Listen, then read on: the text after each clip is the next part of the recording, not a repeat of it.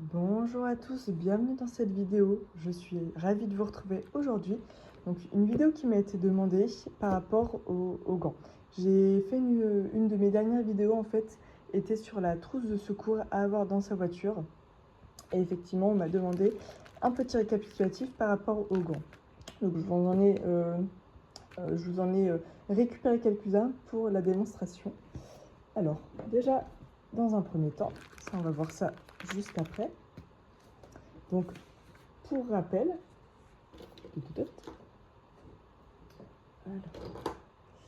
alors, pour rappel, les gants, pourquoi mettons des gants? Donc, le but principal, c'est donc de prévenir la transmission manuportée, donc à travers les mains, des agents infectieux, du soignant vers le patient ou vice-versa. Donc, on en met surtout quand on peut avoir des risques de contact ou de projection avec du sang, des liquides biologiques et ou des sécrétions. Et tout ça dès qu'on peut être en contact avec soit une peau lésée ou alors des muqueuses. Alors, je vous ai fait un petit débrief, je vais essayer de vous le faire sous forme de tableau pour que ce soit vraiment le plus compréhensible possible. Donc, on a dans un premier temps, je vous les ai mis aussi par ordre de ceux qui sont de moins en moins utilisés à ceux qui sont les plus utilisés, évidemment, pour que ce soit logique. Donc nous avons dans un premier temps les gants en latex, que nous avons comme ceci. Voilà, donc la démonstration, je le ferai avec celui-ci. Donc les gants en latex, donc au niveau des inconvénients, donc ce qui est connu, c'est qu'on a énormément de personnes allergiques aux gants latex. C'est pour cette raison qu'ils sont les moins utilisés. Au niveau des avantages, par contre, donc ceux-là, ce sont des gants non stériles. On verra ça juste après. Donc voilà, ça c'est sur la marque Mercator. Latex taille M pour moi, donc sous forme de boîte. Donc ceux-là, je précise bien qu'ils ne sont pas stériles. Au niveau des avantages, donc on a une bonne élasticité. Donc vous voyez, ils sont quand même assez... Et c'est là qu'ils se craquent, crash test. Voilà, ils ont quand même une plutôt bonne résistance et une sensibilité de ce qu'on appelle tactile. Donc effectivement, quand on les enfile, petite démonstration, donc quand vous prenez des gants dans une boîte, prenez-les, voilà, on les tient de ce côté-ci, on essaie de repérer dans un coup d'œil où est le pouce et on les enfile de cette façon. Voilà. Alors surtout faites bien attention à la taille. Voilà, on étire bien.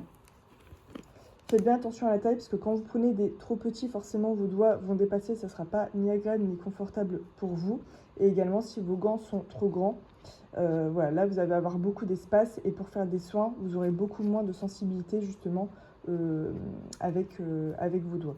Donc là pour moi c'est vraiment la bonne taille. On essaie de bien tirer, pas trop, parce que justement ça peut perforer à ce niveau-là. Et pour les retirer, donc soit le but c'est vraiment, donc là il faut imaginer que je vais avoir une deuxième paire de gants, mais le principe c'est que, imaginez, alors je vais vous faire du coup la deuxième démonstration, donc on en prend un deuxième, voilà.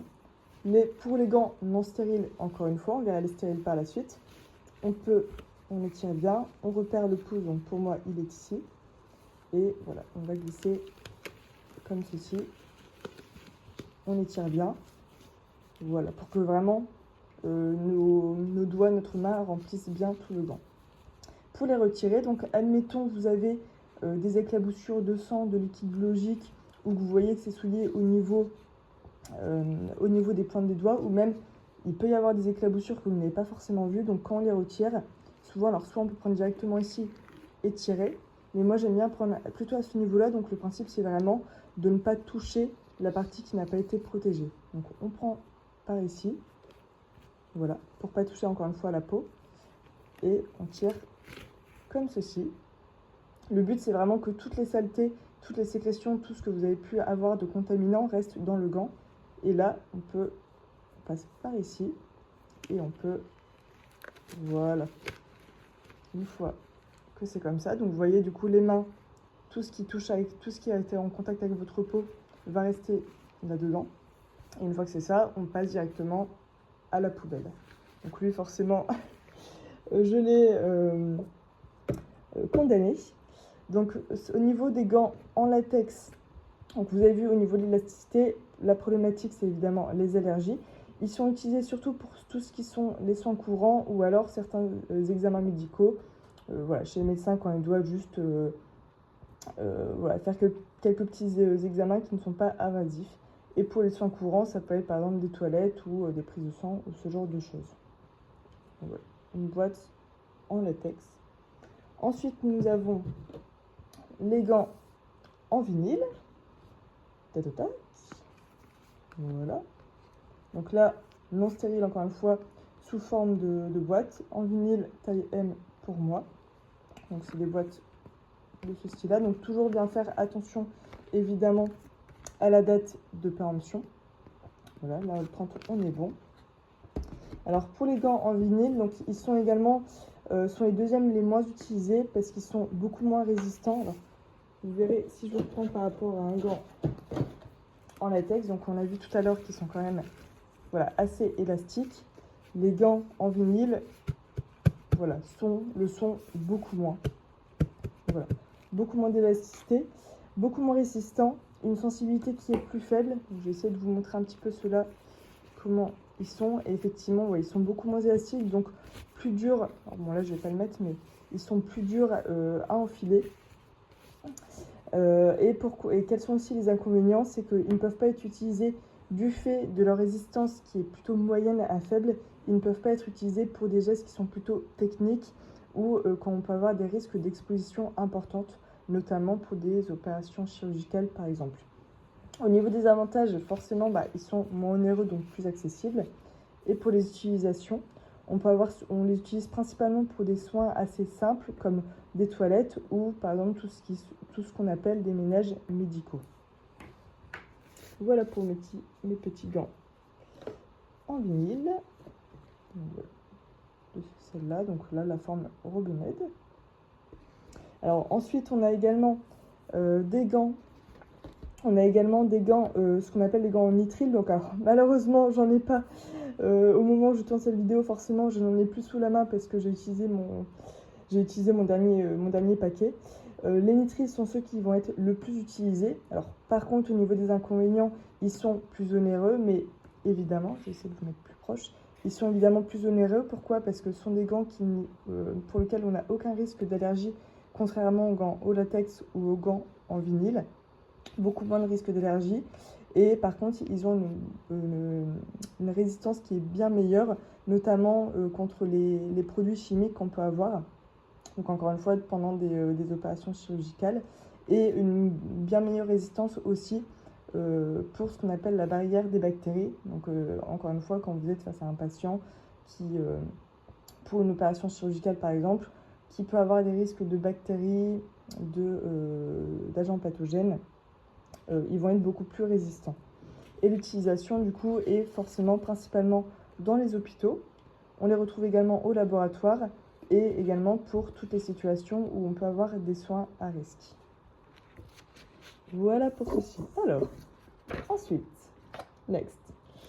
On a au niveau des caractéristiques, j'ai fait mon petit tableau.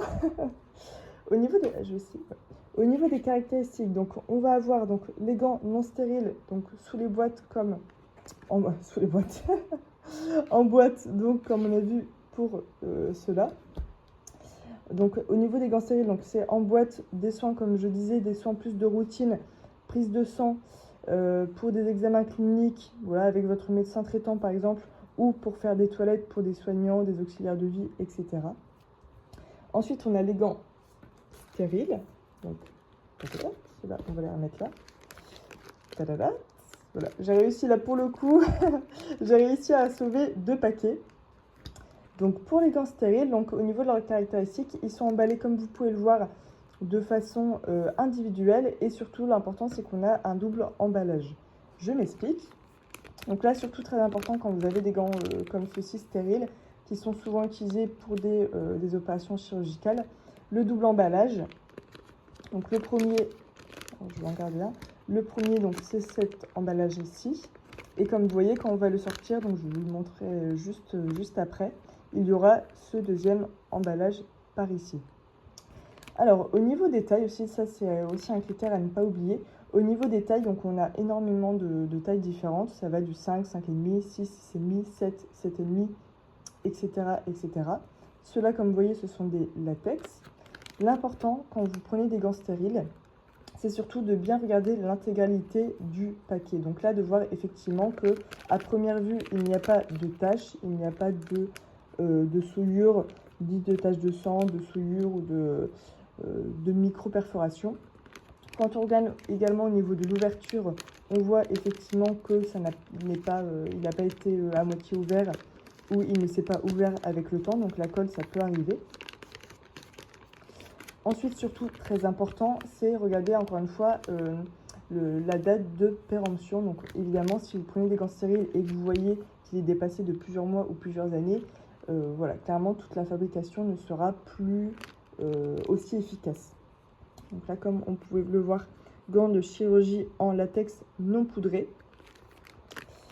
Donc voilà, je vais vous faire la petite démo. Donc ils sont utilisés principalement pour les actes invasifs, c'est-à-dire les actes principalement chirurgicaux ou alors comme pour des opérations ou alors également pour des actes invasifs comme la pose de cathéter où vraiment ça demande une perforation au niveau de la peau ou des muqueuses. Donc au niveau des gants poudrés et non poudrés, nous avons donc les poudrés sont ceux qui sont de moins en moins utilisés. Alors pourquoi? On les utilise encore parce qu'effectivement ils sont faciles à enfiler, mais par contre ils peuvent être irritants du fait de la poudre qui sont contenues à l'intérieur. Donc effectivement, quand on met des gants poudrés et qu'on les retire, on peut avoir des résidus en fait de poudre au niveau des doigts, au niveau des mains. Alors bien évidemment, on se lave les mains avant et après, au savon, puis solution hydroalcoolique. Et c'est pour cette raison que ces gants poudrés sont de moins en moins utilisés, sont en train d'être remplacés.